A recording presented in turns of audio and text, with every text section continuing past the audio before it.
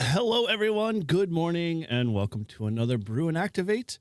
Remember, this is where we explore everything Parks on the Air this morning. I'm Eric, call sign N1JUR, and I'm with, obviously, our favorite POTA YL.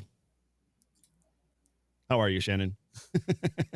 I'm good. I was just, I can't be the favorite POTA YL. Well, you have to. You're the only one on this show. So in a sense, you just embrace the title and be happy with it. I mean, Shannon, obviously, Jabberjaw Shannon, she's obviously the very first one, but she was more in the chat. So she kind of, reigns that domicile for sure. Well, I'll pass it downhill that Shannon is my favorite POTA YL. Well, there you go. Well, good morning, everybody. And so maybe, this is your first time hanging out here, and welcome. So, like we like to say, whether you're an activator, maybe you're a chaser, or you're just getting curious about this awesome hobby that we call ham radio, well, you come to the right place for sure.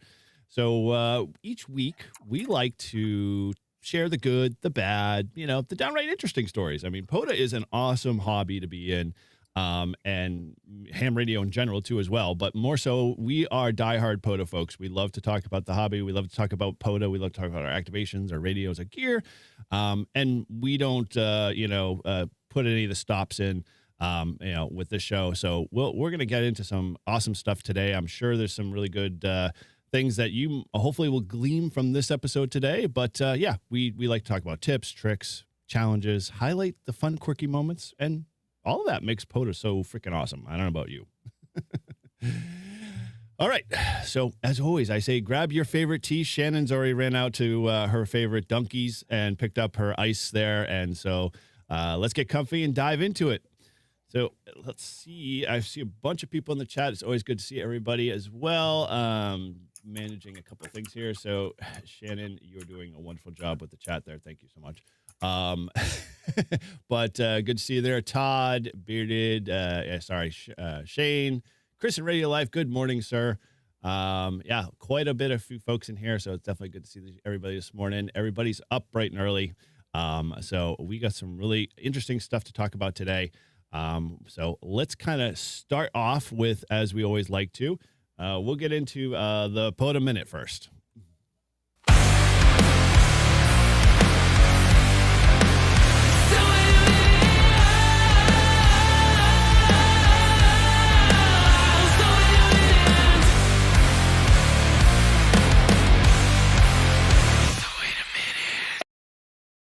All right. Well, this is the POTA Minute, guys. This is where we highlight one kind of area in ham radio POTA where, either something may be bothering you, so you have a couple questions around a certain issue, technique, antenna, trying to set up for an activation, whatever it may be. We are here to highlight that. And so I was kind of, in preparing for this week's episode, looking at a couple of areas that I kind of checked out a long time ago with. I know there's a very active crew who like to be part of the Parks on the Air Facebook group. But for a long time, I had to just basically shut it off because it really got tiresome and weary and just made me hate it so much that I so alluded to it as the proverbial POTA dumpster fire. And if you know what I mean by that, it's like for a long time there was a lot of folks that always had an axe to grind, always were kind of acting grumpy and whatnot. And so I just got to the point where I just didn't participate any longer, or they would always give like a lot of say content creators a hard time, especially when they were just trying to like generate interest for their videos on a specific thing. And so, yeah, I as a kind of researching for this, I found I got led back to this, and so I have to say I'm turning over a new leaf. I am impressed, I guess, a little bit to see that folks are being more kind. They're actually allowing more folks to post their content, their activations, share photos, that type of stuff. And I've been, kind of happy, at least in this scenario, that as I kind of scroll through the photos, I'm not seeing the large firestorms of, people just telling everyone they're an idiot. They should consult the manual or, move on or, why are you so dumb kind of comments. And it's now more, people, posting awesome, feedback to, hey, I got a new antenna. How do I set this up in my home QTH or their activations? It's really cool to see some of that stuff. So I just wanted to take the time to say to everybody, those that are contributing to that, keep doing the awesome stuff, keep doing the great, input and feedback and content that you're adding to the Facebook group to make it that much better. Because you got to remember, like there are people that, are just learning about the hobby. And if we can't give them a good face, forward front facing, view of how awesome the hobby is and not a whole bunch of grumpy old, 50-year-olds who, or 60, 70-year-olds, depending on what age bracket you're in, will, make up, a small demographic. But yeah, so keep it up. I'm impressed. Some of the stories and some of the photos, and folks you might need. I mean, heck, we are all offering their creative spins on it. Good to see a lot more YLs in there for sure too, as well. Just rounds out the whole hobby there. So I am very warmed to the heart so far. So don't take that warmth away. Keep it going. And Shannon, do you contribute to the POTA Facebook page at all? I have in the past. I haven't really been doing Facebook groups for a while now. It's just, there is so much different social media to keep up with. It can be a little overwhelming. I'm kind of a Discord girl. I think Mhm. Discord is sort of like the future of those groups. And there is a POTA Discord. I should get on it. Like I'm on 100 Discords. How am I not on the POTA Discord? But Well, yeah, the POTA Discord is interesting because it's not as chatty as like say Live Free and Ham Discords or other Discords that I've been on. Like they're very like this, it's very succinct in terms of like what they're asking for questions. So if you go over there, you might be kind of disappointed, but it's more kind of like an informational portal for me than it's been more than a community. But that's just my take on it. Yeah, I think, a lot of, sort of younger people, I guess, are either not on Facebook at all or are moving away from Facebook. It's like Facebook is for old people now. So I Yeah. guess if you're on Facebook, you might be old. Facebook equals old is basically what Shannon is saying right there. So yeah, I keep Shane said something very earlier on about keeping so everyone doesn't think he's a salty ham. Yeah, that's kind of my take on it. I also because I'm a content creator have to spend time promoting all platforms to attract the most interest and stuff like that. So I don't even spend any time with my own Facebook account, and I literally only keep it there for the purposes of the social media bridging and stuff like that. So yeah, it is not what it used to be. It is definitely not a community anymore. It's big, big mess, and a lot of people don't like dealing with bloated social media tools. They like thin, lean, and streamlined stuff that gets their point across, and they can pick and choose what they want, which is one of my favorites for why I like Discord a lot. So all good with that. And actually, it's a good segue because hey, maybe you haven't heard that yeah, I have my own little carved out section over on our Discord at Live Free and Ham. So if you haven't, you can always head over to livefreeandham.com. What am I saying? Well, yeah, you can go liftfreeandham.com for sure. But there is the Discord that's over there, and that link is in our show notes down below. So if you haven't been a part of that, you can head on over. We obviously have a wonderful channel over here for Brew and Activate for this live stream, and then Grouch and Tortoise and a bunch of other people. Maybe we can convince Shannon she can, start doing one of her own since she's getting more and more popular out there and, getting into the ropes. So, we're just like, we're building a great community over there. So, yeah, you want to come and be part of that, definitely come join in and definitely join what's going on there. And so with that, well, we've got some interesting housekeeping things that I kind of want to catch people up on. Before we kind of talk about the conversation today, which hopefully you're tuning in going, hey, what the heck is US test? I know Shannon said, she was like, I've never done it before. What's intriguing? let's talk more. So I've got some kind of housekeeping things, and so we'll start with the good and bad news option. Obviously, the bad news side is, due to family and work obligations, mostly work at this point, my schedule is going to have to change. So where we've carved out this pretty sweet, Sunday morning time slot, I know it's invigorated a lot of folks to basically, get up and ready and, come check us out before they head out and do POTAs. But due to work for me, I've got to change up my schedule. So what that means is I kind of have to change this time slot for this show. So that's the bad part. But the good part is I want you guys to, be part of that process. So after the show later today, I will post up a poll on my YouTube page and maybe in the Discord too as well. I'm interested to seeing what you guys would work for days during the week. And so I'll give you a couple of different time slots because the nice part about the show and the theme of it, it's brew and activate. So it doesn't always have to be coffee.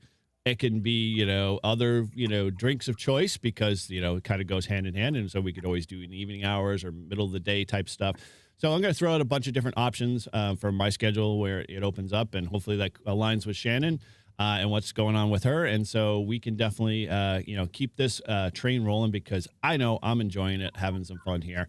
Anytime I get to talk about POTA, it makes me happy. So always willing to kind of carve out a time that works for everybody or most people. And then we'll get this show back on the tracks and get going again. So all in all, yes, it's a bummer. I have to change the time slot, but we all know work and family kind of go first, hand in hand with anything. And then, from there, you kind of fill in the gaps going forward. So all good there. So, keep an eye out for that for sure. And let us know how you feel and what's going on. And so with that, it's always, sad, but at the same time, hey, change is always evident, as they say. So anyway, all right. Well, I'm going to do one little quick thing. I just want to do a quick membership gifting here. So I get these lovely memberships all the time. Actually, what the heck are you doing here? Silly software. Let's skip that for a second. That's not working for me today. Why is that not working? Okay, I'm going to hold off on that. So never mind. Let's kind of start things out here. So I alluded to, maybe you saw the thumbnail, we're talking about U.S. tests. So I always kind of want to get an idea of where, people stand, whether they've seen or heard about a certain topic. So I got a little poll going on here. Let me go here, and we're going to kick this off. So the poll is basically, for those in the chat, you can use the hashtag yes, no, or huh as options there. So feel free to put in there, and this thing will calculate, where you guys stand. But I want to know, have any of you guys ever heard about US test or what it does or how it behaves? Wow, we already got one vote in there. So keep it coming. So we're going to come back to that in a second or two. And see where everybody kind of stands on this, and then I can kind of tailor the conversation that way. So let me go back up to our multi-guest here. So I guess with that, while we're waiting for that to kind of brew before we dive in, Shannon, any latest POTA activations at all this week you took on? Yeah, so I haven't done any POTA activations per se, but I did have an interesting radio event on Thursday for anyone who follows the chat in Live Free and Ham. They may have heard about it. If you know about Hammond Castle in Gloucester, and I could talk forever about this place, Mhm. built in the 1920s by John Hayes Hammond, who's the father of radio control. My club, Oh, Cape Ann Amateur Radio Association, has sort of developed this little relationship with the people up there to be able to do radio events from the castle grounds. So wow. we so we did a bit of a test on Thursday to see, what kind of antennas we could set up and if we could operate without sort of disturbing their whole visiting hours. And we had a great time. I was on 10 meters and 15 meters on an end-fed long wire antenna on my FT710. I made 10 contacts in like maybe about an hour and a half, 2 hours. Wow. Three of them were with Italy. One was with Croatia, and then I think I had a couple Texas and Tennessee in there. So it was a really good, successful test, and the staff were all very curious and interested about it. I think we're going to get some of them licensed, and That's awesome. they're like ready for us to come back. That is cool. Very cool. Yeah, I have to concur with you. The bands for me on Friday were insane for the 50 or so, 60 minutes I think it was activating on Friday afternoon late. I had a lot of DX. I mean, Italy, Netherlands, France, Spain. I mean, like they were coming in, pretty strong. So it was very cool to see because like we've been starving for at least I know where we have for a while trying to get the DX to come back because it's just propagation has not been good to us up here in New England. And we've been struggling a little bit, so it was good to see that 10 meters was alive. But you got a special contact. I think you posted on Discord that you reach. I guess Prep Him Paul and she's on frequency was doing the contact. Yeah, so they Or were out on POTA yesterday in Texas as part of the Texas QSO party, and they had gone live. So I was watching their live stream. They were posting their frequencies. oh, So cool. I made contact with she's on frequency L, her call sign KJ5LXP on 10 meters. She was coming into me loud and strong here in Massachusetts. Wow. Um, so yeah, and then when I was on the air, I was just kind of like scrolling around. I actually ended up making contact with Cape Verde from my home station here. Wow. So that was pretty cool. Those were both on 10 meters. That and yeah, you finally completed the successful loop of being able to contact yourself. Yes, yes. So I was running FT8 from my remote in England and my home station on 15 meter. Actually, I think it was FT4, Oh wow. 15 meter FT4. And I made that contact with myself from 2 Echo 0 Oscar Hotel Tango to KC1 OHT. And I took a screenshot to make sure that was immortalized. Yeah, that was pretty cool. I didn't know it was FT4 either. So like, you just didn't have time for FT8's, cycle. You were like, we're just gonna get this done fast, Yep. which is awesome. Very cool. So yeah, dude, you put me to shame in terms of just getting out and doing like a lot more ham radio. Like, I mean, I feel like sometimes a lot of people go, hey, you're really just super busy in ham radio, and then I'm like, no, I can't put a flame to like someone like yourself who's just like doing it all the time when they can, and as much as they can. So my hat's off to you, and definitely keep it up. It's always good to see for sure. All right, so with that, let's dive over to the poll there real quick. So if you haven't thrown in your results here, oh wow, we got 2 votes for. Oh, come on, little silly poll. I know there's definitely more than that. I saw a few in there that popped up, but. Yeah. Okay. So yeah, not bad. Oh, there we go. So this thing starts to play catch up. It's a little slow this morning. It's not bad. Okay. So we got 1 saying vote, 4 votes on no U.S. test. Okay. Cool. All right. Well, then today's topic's going to be a very interesting one at that. So I'm looking forward to diving into there. All right. So, okay. So those that don't know U.S. test, this is a big topic. Well, I wouldn't say a big topic. It can be a very broad topic. The benefit to U.S. test is a huge. I think a lot of folks miss out on that, especially if you're a new operator. But, consider the fact too that, with US test, a well-seasoned, activator themselves can, benefit from doing, something like this in their, in their own backyard. Now, I have been corrected in the past, so I just want to clarify that used to be a long time ago, maybe, or it was a folklore that US test would give you credit or give hunters credit. That is no longer the case. So just going to put that there on the table and let everybody know that in my past times I've talked about US test with a few folks. I said that hunters could get credit, but in this case, that is not. So with that, what is US test? Well, US test is kind of an option available to activators. Say we'll start from the basics of, or frame this out as you're a brand new POTA, person. You just got into the hobby. You're just starting to learn about POTA. You're like super excited to want to try stuff. You've talked to several different people. They've all given you their, it depends opinions on what radios to get, what antennas to use, all of that type of stuff. Well, you finally purchased all this stuff and it shows up at your doorstep. And you start to kind of go through the mental, checklist of like, oh, well, now I got to put this together. Now I got to put this together, on and on.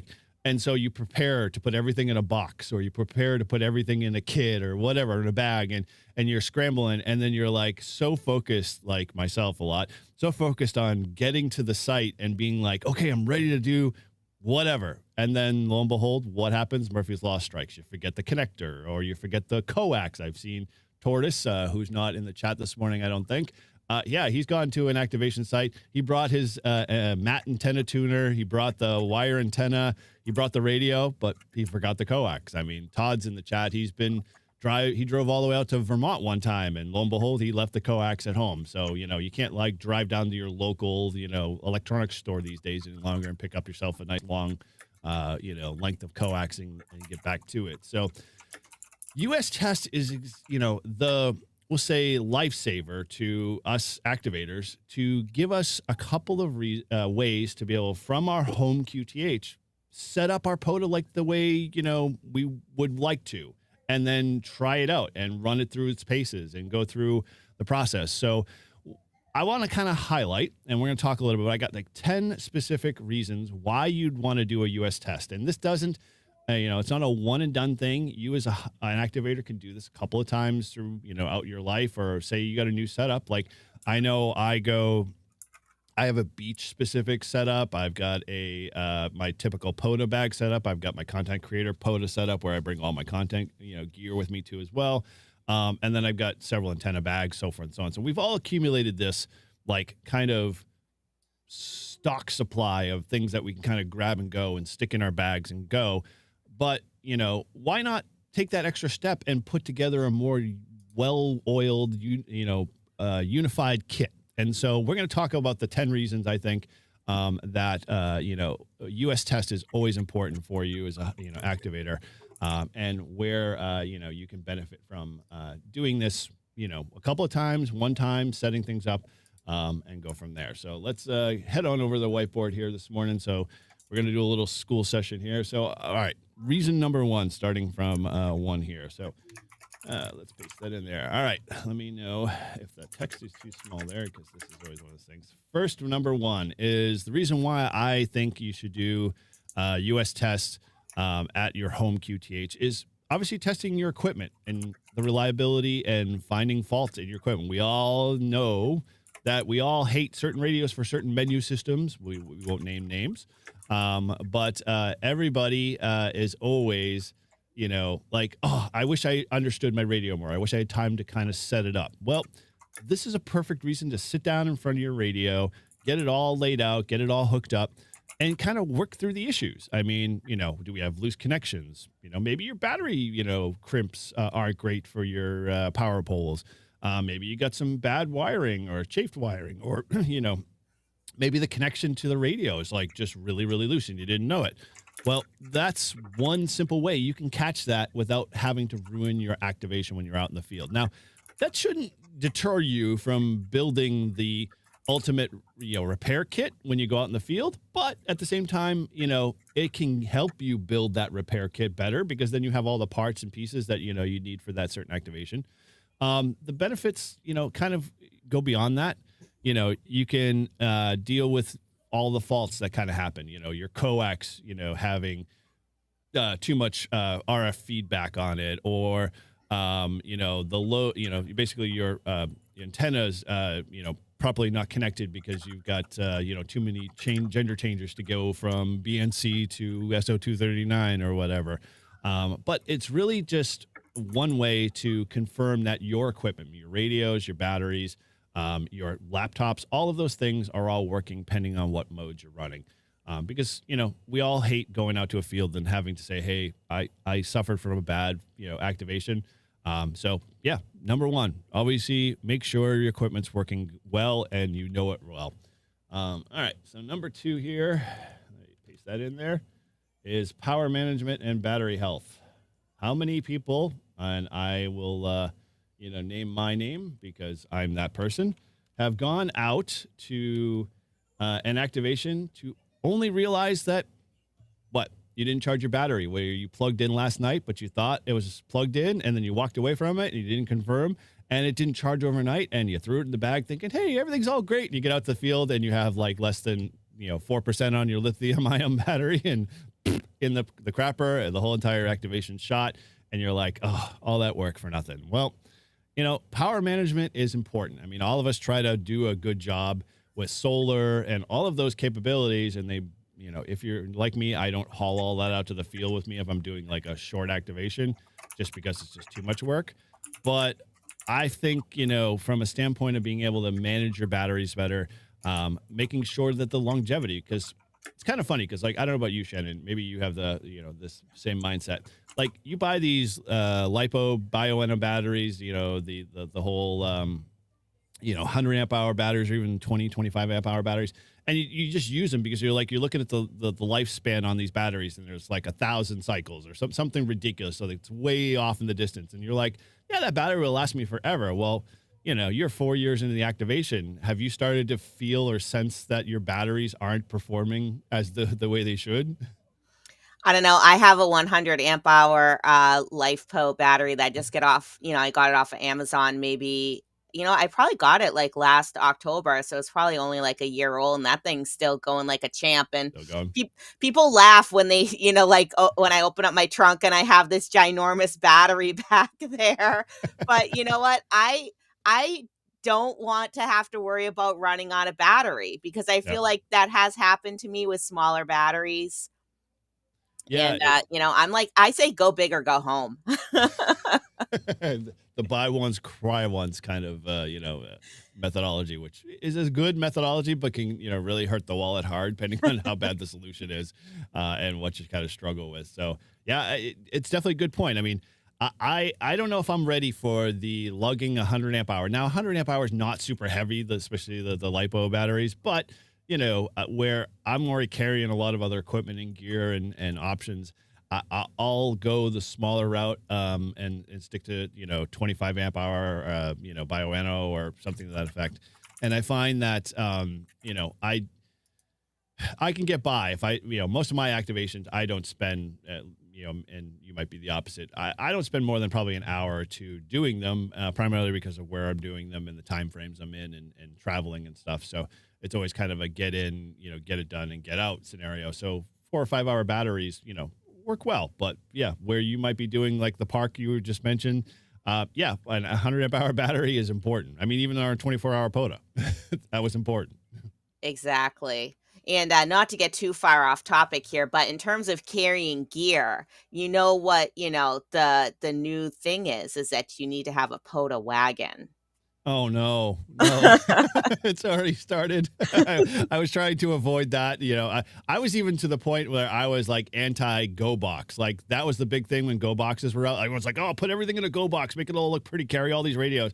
And then I can't tell you how many times I've been with a few people that had Go boxes. And I'm like, oh, have you used the VHF and UHF side? No, I haven't yet, but it looks really good over here. I can hear the repeater if I wanted to. And I'm like, yeah, that is too much for me. Now, where a wagon would benefit is if we were going a little farther in, like a beach. Like when I do beach activations, you have to actually walk from the park a lot in most cases, in some form or fashion. So I think a wagon would be good in that sense. But then a wagon, causes you to just to throw everything in there, Shannon. You know that, right? Well, yes, and actually that was the reason why I got the POTA wagon is because I was activating Breakheart Reservation in Saugus, which, if you know, the parking lot is like about half a mile from the picnic area and beach. Yep. So I got, the POTA wagon because I mean, I want the 100 amp hour battery, but I don't want to carry a 100 amp hour battery half a mile in. So, just Yeah. stick everything in the POTA wagon. And then you Now, don't have to worry about, forgetting any equipment because you've just shoved everything in the everything kitchen in there. sink into the wagon. Yeah, okay. You're starting to make sense because the one park that kind of triggers in my mind. What's the park down by the airport in Boston that's literally got the fort on it? I'm forgetting where all the major ships come into port. It's escaping me. Anyway, Oh, that I don't parking lot's know. just, yeah. I'm gonna have to look it up now that I'm thinking about it. That park is the same thing. Like I had all my camera gear and I had never been to that park before. And when I went, I literally lugged all of my gear on my back. And I think after I was said and done with making my way back to the car, I was like, oh, where's the Advil at this point? I got to find this. Oh, man, this is one of those where I forgot where in Boston it was. It was, where's the airport? Okay, there we go, Boston. So this was Castle Island. Yes, State Park. Now, if you've ever been to Castle Island, you literally have to, it's literally right next to the airport and the major shipping hub for a lot of the cruise ships to come in. And so I did a video on it and I literally walked around. It's a 2.5 mile walk around paths and all that other stuff. So it's great. But at the same time, trying to find a spot was always challenging. So I guess that's where POTA wagon would kind of be helpful.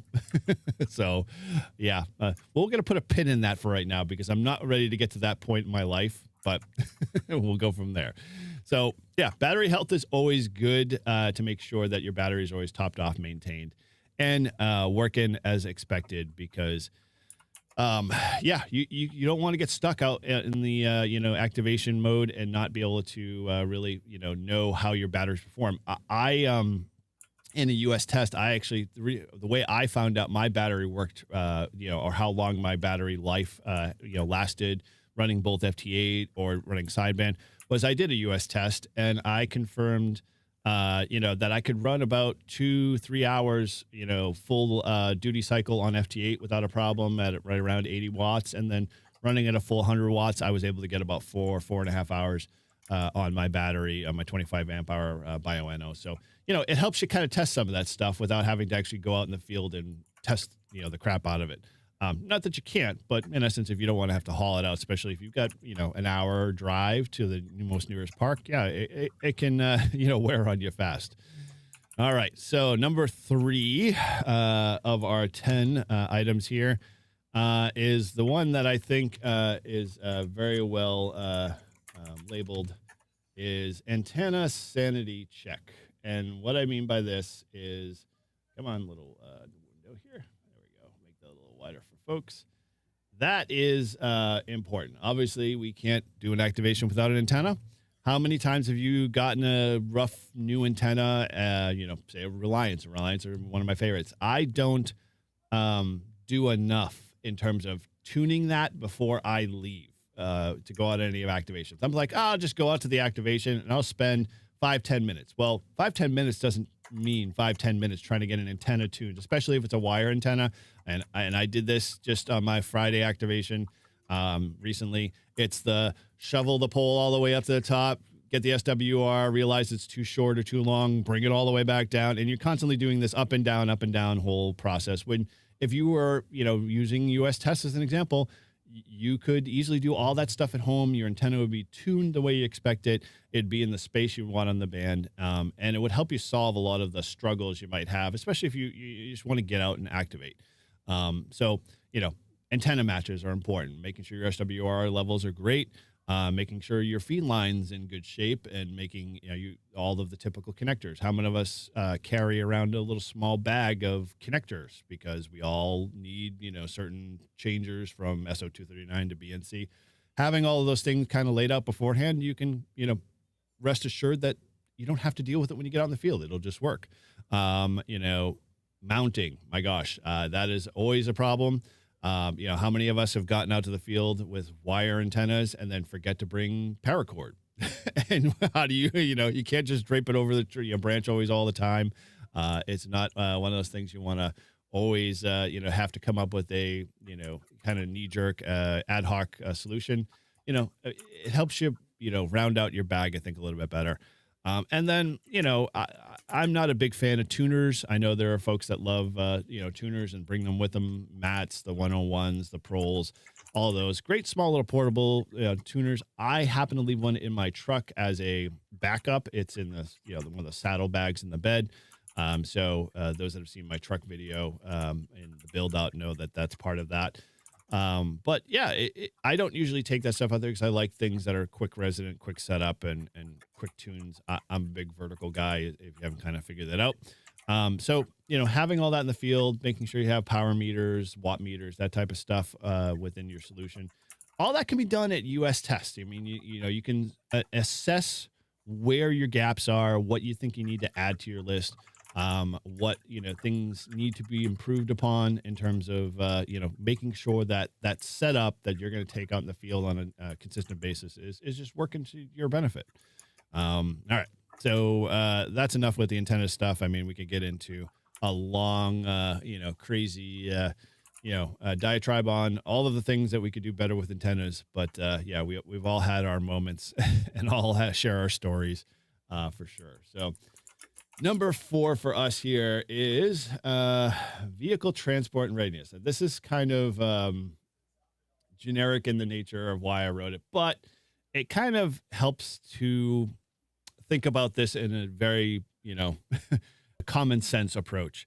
How many have done the simple things like, hey, I forgot to fill up, especially if you're doing a POTA rove, like an example, like I, go out in the field and forget to fill up the tank. Well, now I've eaten into like 10 or 15 minutes of my, initial schedule to get going. And, I didn't do maintenance on the car, or, you forget to add things like extra water bottles that you can put in the car for, those long, activations that you can always just go back to the vehicle for versus having to like stop your activation and go somewhere else.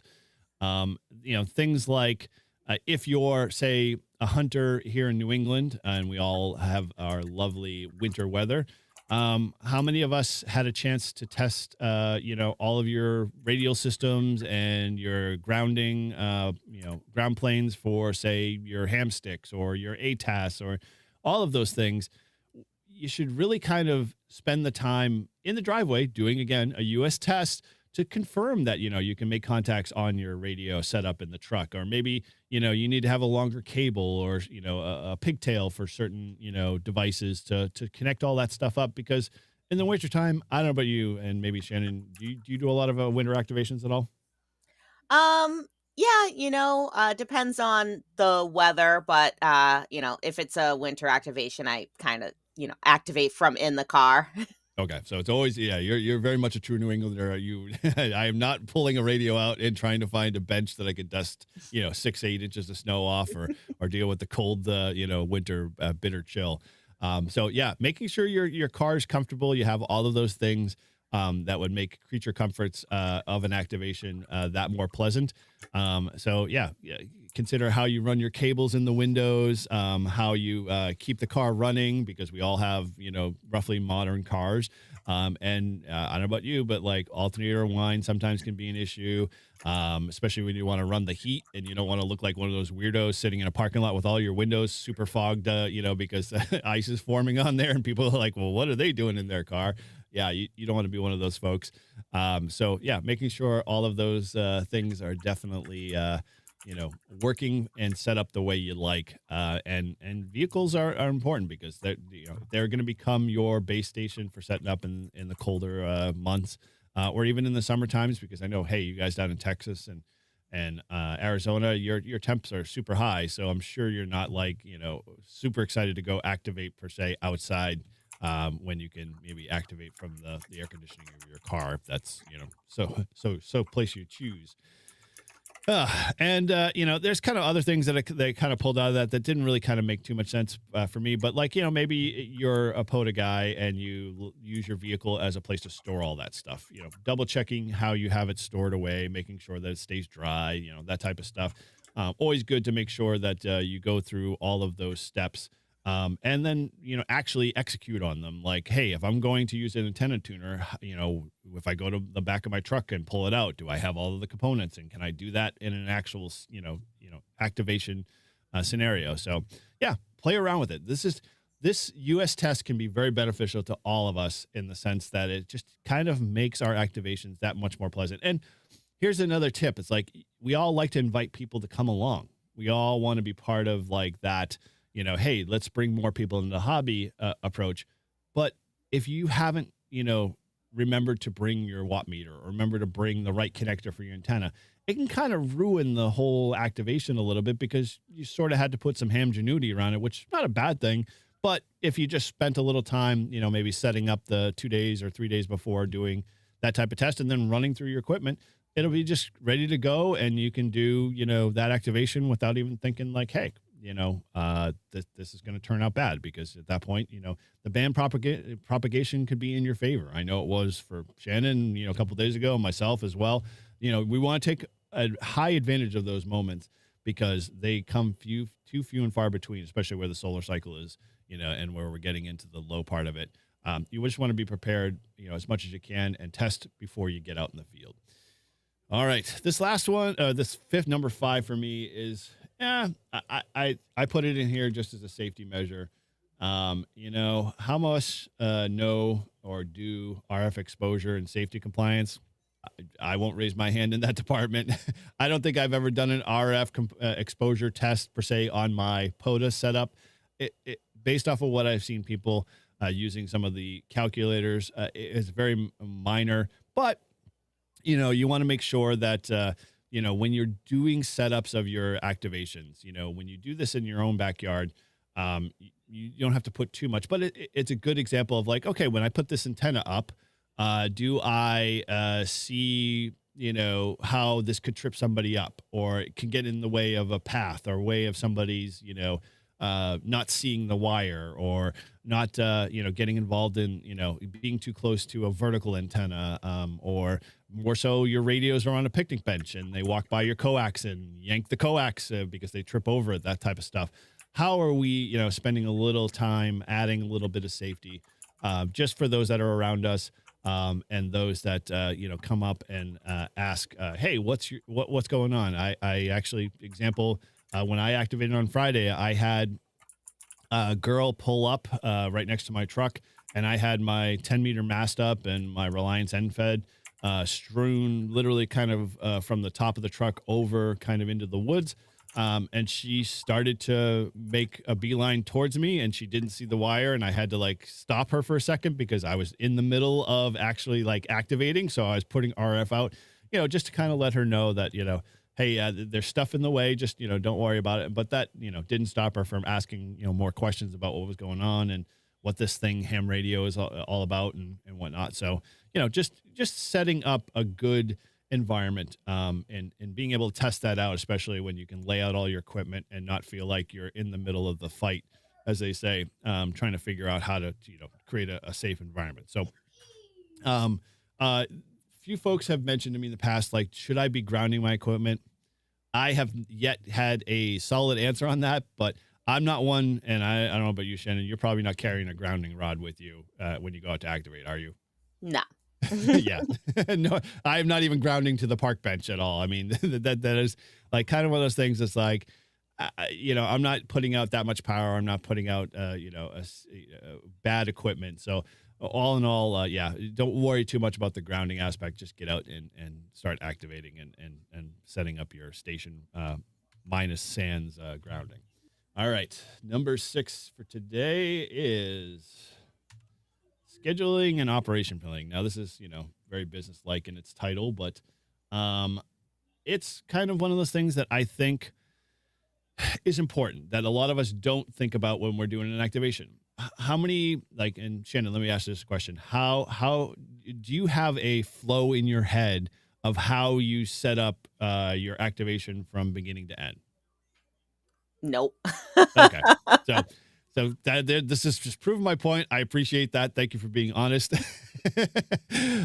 There's one thing that I think we as hams sometimes over engineer, especially if we're, applying some electronics techniques to stuff and building and all that stuff.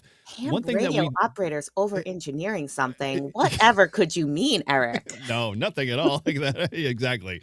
So, man, I don't know where to go with that. With this one's going to really destroy the whole concept altogether. Practice is why I think US test is important. Practice how you set up, practice how you make contacts. I mean, this is one of those things that people don't even think about with US test is that people will work you as a regular activation. You're obviously not going to get credit for it. I would assume you could probably log them, and you should, but in essence, they'd probably be just regular contacts. It wouldn't activate anything more than just contacts for your log, your own your own QRZ and LOTW stuff. But in essence, practice that process. What does it look like in your head? Because I sort of have an idea when I go out to activate, when I bring my vertical antenna or I bring a wire antenna. I try to do what I call the 3 steps. One, when I get to a site, it's like, okay, let's assess where I'm going to park because that's going to dictate where I set my antennas up, or like if I have to walk to the site, when I get to the site, if I can't do a preliminary checkout of that type of stuff, what should I really bring with me? Because then what it leads to is, like Shannon said, you're going to get a POTA wagon because at this point, you're not going to want to have to go multiple trips back and forth to the car.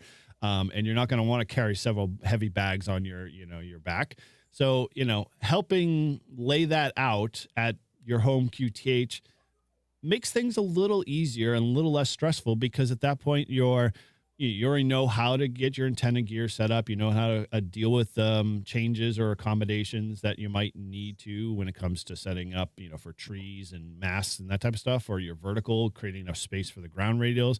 But more so like, okay, all right, now that I got the microphone in hand, how do I call CQ? Like, what's my flow look like? We all have had mic fright initially. I mean, Shannon, did you go through that a little bit when you first got in? Oh yeah, definitely. So And, you, to talk about, having the flow and the planning before you even get to the mic, okay, who here has forgotten to plug in their antenna? Because I will admit to that. yeah, I've done that. Or not screwed in all the way, just kind of like barely make the electrical connection. I've done that before too. Or worse, plug it in the wrong way, especially if you have a tuner. Yeah, well, you can't figure out why you're not getting any RF in. Yeah, that is perfect examples, guys. So we're just trying to give you an opportunity, get out in your backyards, do this stuff, and then you don't have to feel like, especially if you're going with like a large POTA crew and you're doing one of those POTA meetups, you want to have all your stuff in your mind in a clear space so you can deal with all of the other craziness that's going to happen of like people asking questions and what's your gear and how's all this, and at that point while you're all trying to set up, we all know what that feels like. That it's good to be able to just sit down. And just know your flow and know how you do your operation and how you make contacts. Because if you watch my latest video that I put out on the channel with the 24-hour POTA, there's a part in there that I'm singing, and Matt turned to me, Reliance Antenna turned to me and was like, "What the hell are you doing, dude?" And I'm like, because I got so bored after a while that I was just kind of like trying to just make noise on the bands just so people could start to hear that we're out there. But it's things like that. You just become very familiar with your flow, your nomenclature of how you make activations. And I'm going to say this out front. There is not a standard of how you call CQ. Everybody does it differently. Everybody handles it differently. My only gripe, and I'm going to say this is in an OM, do not say QRZ and then your call. It's not meant to be that way. It's always your call first and then QRZ, because QRZ says, "Hey, I'm ready." But when you say QRZ, as me as a hunter, I'm going to be right there on the PTT. But if you say QRZ, oh, this is N1JUR, and then POTA, you're now not going to hear me. And so that it's always frustrating as a hunter to deal with that. So just kind of remember that format, but how you get the flow going, how you make things going, in terms of how you call CQ. When I first got back in the hobby, I have an interesting story that I share every once in a while. How many know T.O.'s daughter, Leah? She had a channel a long time ago before I think she went off to college called Astro Leah. And she used to go out with her friends, with her dad's radio in the car. And they would go out and do activations, and they were like comical to watch because they were not afraid to make a lot of varying degrees of noise on the air. Like they would literally be like holding the PT down and having a conversation while all calling Q at the same time. And it was just funny to watch because they attracted a lot of people because they were hearing them out there. But at the same time, they just made it as a natural flow conversation and made it, it fun and interesting. And so when I took away something from that, I was like, yeah, I'm going to do something funny like that because that's who my personality is. So let your personality come out. I mean, Shannon, she tells people where they need to be and when. That's just it. You wait your turn and then you will get your opportunity. But yeah, do not get out of line is basically with Shannon. Listen, like people, they laugh about that, but as the activator, you do have to take control of the situation and control that pile up, or it is very easy to get overwhelmed. Oh, So or they will control you is basically and what and it comes down yeah, to. and that's actually one of the reasons why I like to do paper logging is because if I get those partial call signs, I can sort of write down in order, the people that I heard, and then I can be like, okay, I'm going to take this person first, this person second, this person third, and then everybody kind of knows like stick around, I did hear you, I'm going to get to you, and then we'll take a new batch after. Yeah, it is. I, I've I'm a software logger. I can't. I type very fast. I've done it most of my life being in IT, so I get it the whole process. But I usually keep little stick-it notes with me right next to my hand and a pen because when I get those pileups and I copy 3 or 4 calls, I'll write those down for me, and then that way I can be like roll to the next one, roll to the next one, or I usually do the quick identify. So like if a park to park comes in and I see a KC4 something, I'll be like KC4, the POTA, the park to park, please hold on, and kind of do that whole like similar how you were saying you were just giving them a flow so they know that yeah they've been recognized, they've been heard, and that you will get to them. Which is from a hunter standpoint is awesome because now I know like I don't have to keep shouting constantly over and over again for you to hear me. I can just sit back and wait for my call. So yeah, it's what I call the deli method. If you can, go to the deli, wait for your number to be called, then they'll take your order from that point. The same way you should run your activation. Yeah, Sean, I do not. Okay. I'm going to clarify this now because I had to reset my FT 891 a couple of days ago. That call and recording is gone. So I no longer have her voice. I can no longer press the button in case of emergency. I now, like all the rest of you schmoes, I have to actually put the effort in. So hopefully that makes you sleep at night and makes you feel better. All right. Put that to rest. I know Todd's probably in there going, whatever. He's lying, which, I'm not. Anyway, so so use this as a great opportunity. US Test is an awesome way to be able to just really work on your skill set and being able to, work contacts, work process, work, your flow. And then like Shannon says, know what feels comfortable in terms of how you log, because that's where you can test this out. And then I'll have to go out in the field and then you'll be that much more successful when you get out and do your own activation. All right. So let's go to number 7 here. This one's a tough one because, if you're like Shannon, you're paper logging, this doesn't really sort of apply to you until you get home. But we all have our favorite loggers, Polo, Hammers, Weblog. If you want to go back and check out the couple of Brew Activates before, I did a full end-to-end of all the popular loggers, kind of talked a little bit about some of the feature sets and all of them. You can definitely go check that out. It was very helpful for a lot of folks and those looking for the right logging.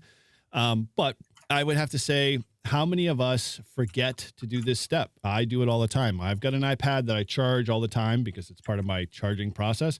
But do I forget to fire it up a couple of days before, make sure it's synced with the cloud so it's not constantly barking at me for backups? Or, maybe, and this happened to me on Friday, I didn't sync my iPad a couple of times before. I didn't check that the Polo had a new update. And guess what? I accidentally hit the button that said, "Hey, did you want to upgrade Polo?" Well, right in the middle of me starting to do an activation. Not a, smart thing to do, because it can crash. It can have a problem. It could not get a, good data connection to download the software, or, the things are endless of how much you can struggle. So, learn how to test your laptop equipment if you're going to have a laptop in the field or an iPad or whatever. Make sure you understand that you got to put together a small, like 2 or 3 step checklist that allows you to check all of those devices before you get out in the field, because you're going to really, really struggle with having to be delayed. And so, making sure that they all work, and then know the other aftermath. Like, so you've done your US test at home. How do you export your logs? Where are you going to put them? How are you going to get them up to the POTA.app site? How are you going to, do all of these, after steps to get yourself, the park activated in your, POTA app? So, yeah, doing all of those things without having to be stressed out in the field, all beforehand, is just going to make your POTA experience that much better, and you're going to be more confident getting out there. So, yeah, definitely spend some time in those areas. And digital modes, we all do it. I set it up once, and we're like, oh, it's going to work next time. How many times have I gone out in the field?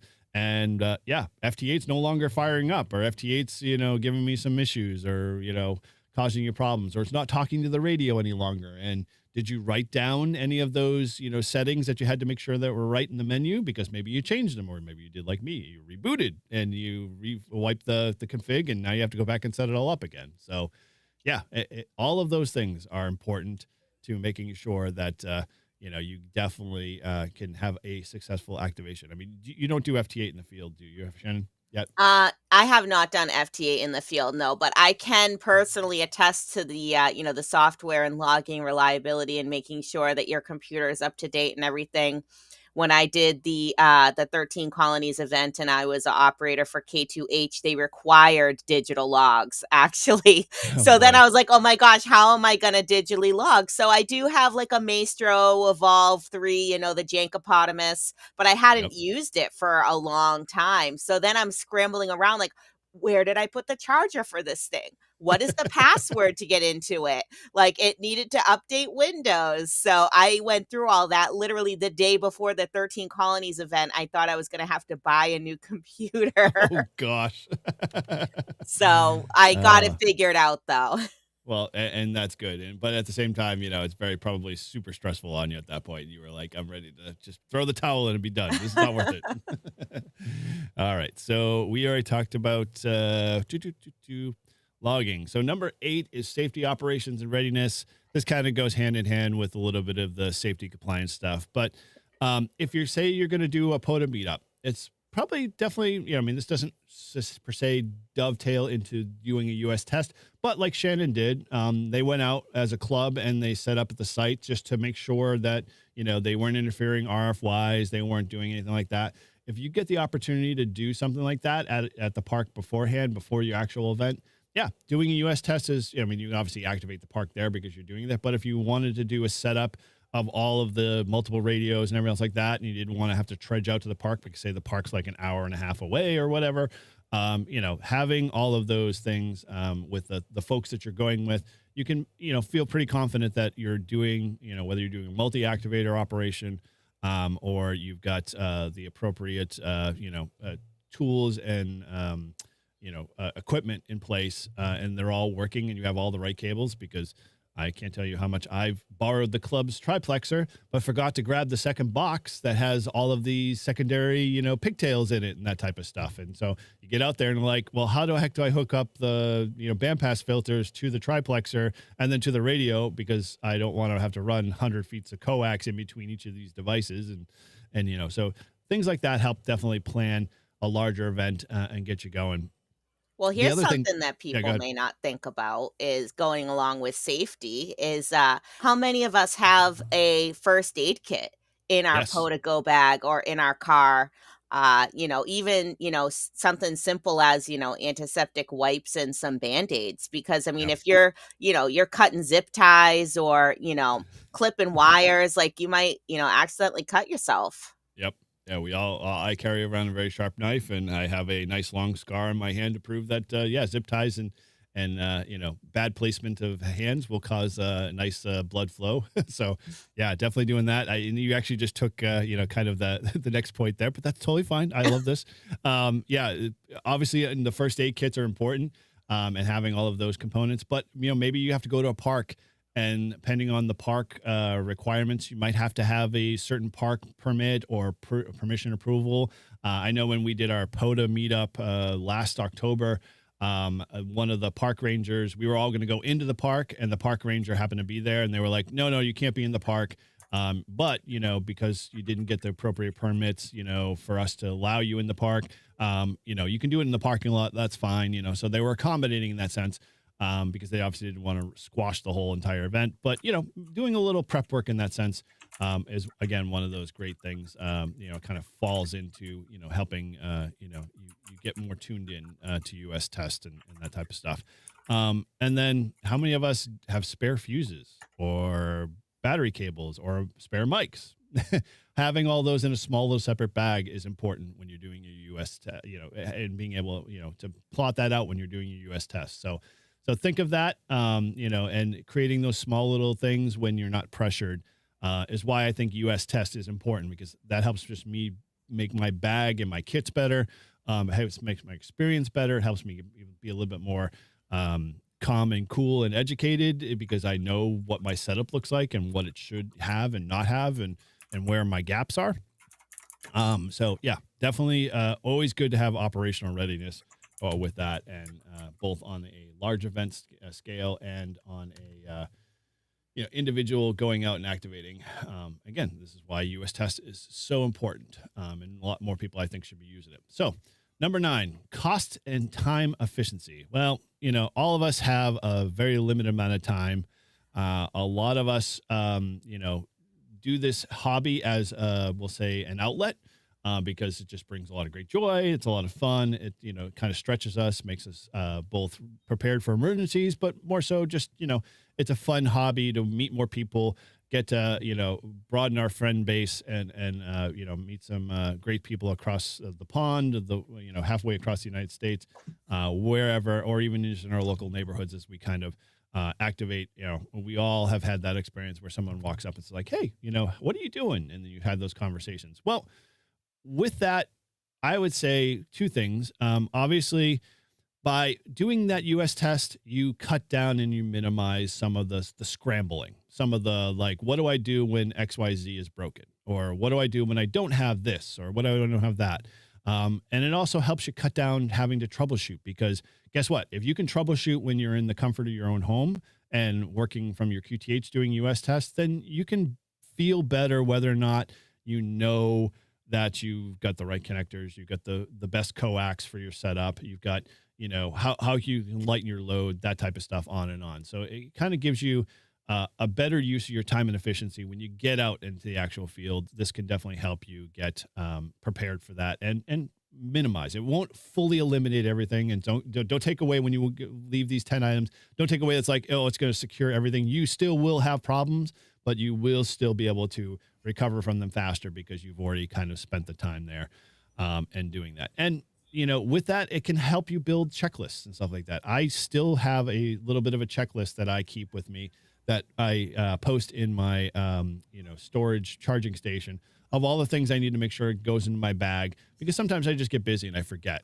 or I forget to place this stuff, or I step away to go do something, and then lo and behold, I forgot to put it back in the bag. That type of stuff. Those checklists are very important and help. 7-3 Chris, good to see you there. Thanks for hanging out for sure.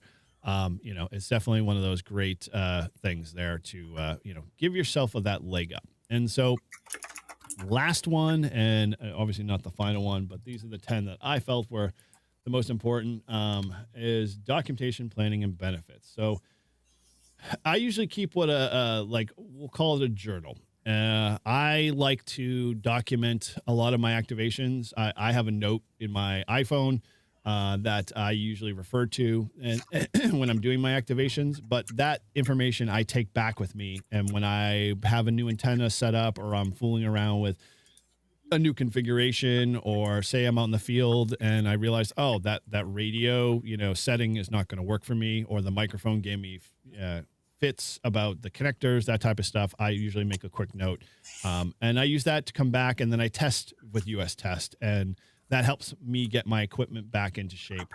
And so it kind of creates this nice little circular feedback loop that you can always use to your benefit. So hopefully, that'll help you improve your gear, help you improve your setups, help you improve your delivery in terms of blogging, as well as getting out there and using the mic and getting your voice heard, or doing FT8 or all of those things. And so you don't have to worry any longer, or constantly run into the issues that we all struggle with, which is like, hey, I've been out to 4 activations, and 4 activations I've failed, but all of them have different failure points. Using a US Test, and you can do it as a couple of times you want, because again, it's not hurting anybody, but it's giving you an opportunity to set up the way you need to set up for your best activation, and get you going. So yeah, that's a lot. I mean, Shannon, anything I kind of missed that you'd throw in there, or No, I think this was a very thorough list. Okay, I guess it feels like it was more than 10 reasons. I feel like every reason was like 2 reasons. So I feel like we got 20 reasons in there, Well, but you got quite a bit. So, which actually that's a good segue, because for those that are kind of thinking like, okay, well, this is a whole lot of stuff. I might have to go back on and review. I've simplified it for a little simplification here. So I'm going to throw here in a link. I put together a guide. So that is in the chat there. You can head over to my website, check this out. This PDF text file, I created a simple checklist. And so this is the checklist that I sort of work from. You can tailor it however you want. You can head over there, download that. This again is along those lines. I mentioned very early on when we started this whole Brew and Activate thing that I wanted to put together the ultimate, POTA guide that's going to be like an ebook, not for me to sell, not for me to like make money off of, but to basically assemble all of our great input that we all, learn and experience from when we're both doing our own activations and when we're, in groups, and put it together for more people to be able to just like use as a reference, And so, yeah, keep an eye out on that page, that POTA support page that I just put it's an old school text file, Matt. I'm just putting text files now with the intention that once I finally get it more assembled and put together, because I have a couple other documents that I put in Word format that I'm going to make more, kind of more, we'll say, portable friendly for right now before we put it in the larger guide. But the idea is really to, create this cool ultimate guide that, any one of us can say, hey, go check this out. This is a great reference. Or you can hand to somebody, or you can, hand out in your clubs and do all of these things. And it will get people more excited, more, confident in activating. Not to say that it will make them all great operators and all great, activators, but in essence, it will help them get better. And it solves a lot of the, stuff that I mentioned earlier today when I talked about the Facebook group of being a dumpster fire and constantly having to have people constantly answer the same question over and over again, and then get snarky because they've tired of, answering, please consult the manual, because, or go back in the threads and look. How many of us hate doing that, because it's so, difficult to do. I think all in all, it's one more thing that we can kind of build upon and go from there. So, yeah. All right. Well, with that, go I ahead, think Shannon. I think WB3HPE John had a question that he came in late and probably missed what Oh, US test is. So, is okay. this like something you need to go on POTA, like you spot yourself as Yep. US test? Yeah, actually, good point. I should have circled back on that one, thinking, US test, you can actually spot yourself as US test. And the benefit to that is hunters are going to hunt you. There's no credit. Nobody gets any points. I mean, if you log them, that's great. But you can, in essence, submit that log as a personal log, as a kind of just a general QSO contact. So it's really intended for a hunter to be able to practice, or sorry, an activator to practice their end-to-end setup, figure out where their gaps are and improve upon it. You don't get credit for it, but in essence, it gives you an opportunity to really run a true activation versus just calling CQ from your home shack kind of thing. That makes sense? Makes sense. Perfect. Cool. Awesome.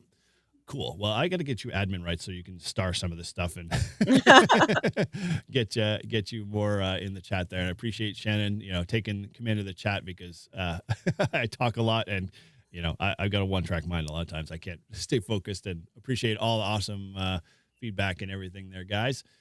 Okay, so yeah, with that, so let's kind of pick this conversation back up again. As always, you know where to head, and if you're obviously here first time, then the best way to be part of this conversation and keep it going is to head on over to our Discord, and that Discord link here is in the chat. Let me add that real quick, and this is the Live Free and Ham Discord for those that are wondering why am I not going to N1JR? Well, to save all of the headache and time of everybody having all of their own little islands, we over at Live Free and Ham, which I'm a host, we all have our own little channels there. And so head on over. You can check out the N1JUR section. Come be part of the Live Free and Ham community. There's a lot of awesome stuff. Shannon's a mod and a poster constantly, always keeping the conversation going. There's awesome stuff. We talk POTA, we talk All-Star, everything in between. But if you're fans of, say, Grouch or Tortoise Overland or anybody of those other guys, maybe you're a listener or a watcher of the Northeast Ham Radio crew, we all have posts over there too as well. And come be part of the community. It's a great way. We're going to continue this conversation over in Brew and Activate there and talk more about stuff related to, obviously, U.S. Test. And I'm hoping if you haven't done one yourself, what you waiting for? Go do it. Report back to us. Let us know. How did it go? What'd you learn from it? What things can you provide as encouragement to others to try it and tune up their own setups? And again, you don't have to be a brand new POTA activator. You can be seasoned like Shannon and I, and we've been done so many of them that, this is a great tool to you as an activator to be able to just, take some time, figure out what your setup needs to be improved upon, how it can be improved upon, where are things you can improve, and what things you can leave at home and not have to bring with you. Although that POTA wagon, if we can get it branded appropriately, advertisements on the side, the POTA wagon sounds like a really cool opportunity to upsell. So, well-seasoned, yeah, Chris, we some of us, all well-seasoned is that we've been sitting out the dead heat of, summer, the dead cold of winter, and all the seasons in between. And so our skin is so wrinkly and, pruny that, we're all dried out and, we've learned a lot. It's basically all well-seasoned is. So, cool. Not all salty. Right. No, we are not salty at all. Thank you for clarifying.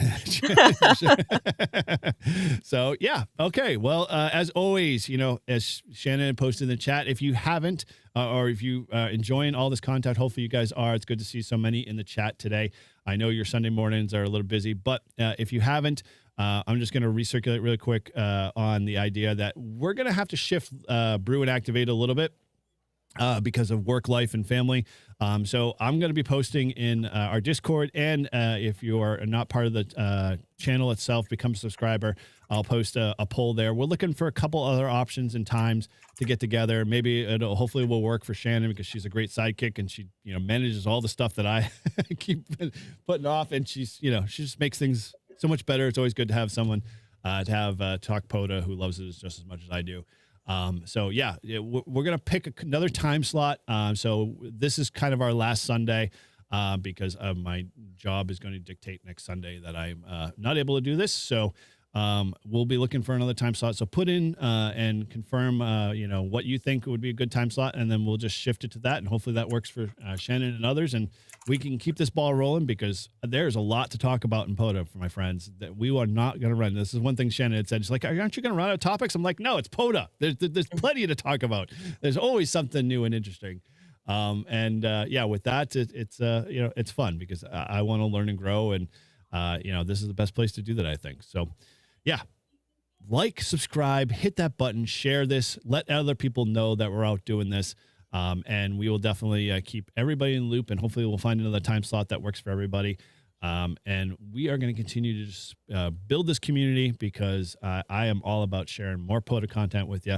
And you can find a ton of it, obviously, on my channel, over on Shannon's channel. And Shannon, for those that don't know that you do have a YouTube channel, go ahead and let the folks know how they can get a hold of you. Yeah, it's just, the same name that I'm chatting with here in chat. It's Shannon KC1OHT. I'm not going to pretend that my YouTube channel is anything, special or significant.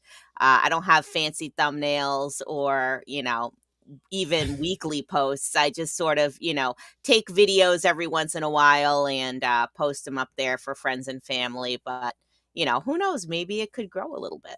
Yeah, it could. I mean, definitely. You got that YL factor, and it seems to be one of those things that a demographic that we need to see more of for sure in the hobby. And it's awesome to see it grow more and more. And we'll do everything we can to keep promoting it for sure. So awesome. And as always, thanks again for hanging out with me and everybody here today. It's always good to have more voices and having some fun together. So. All right.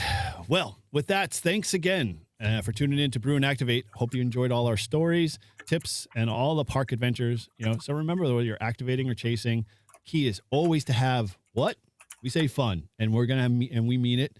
Stay safe, keep exploring, and as always, until next time, I'm Eric N1JUR, and she's. I'm Shannon KC1OHT. So keep your radios on, that PTT down, POTA on, my friends, and we're out. POTA on.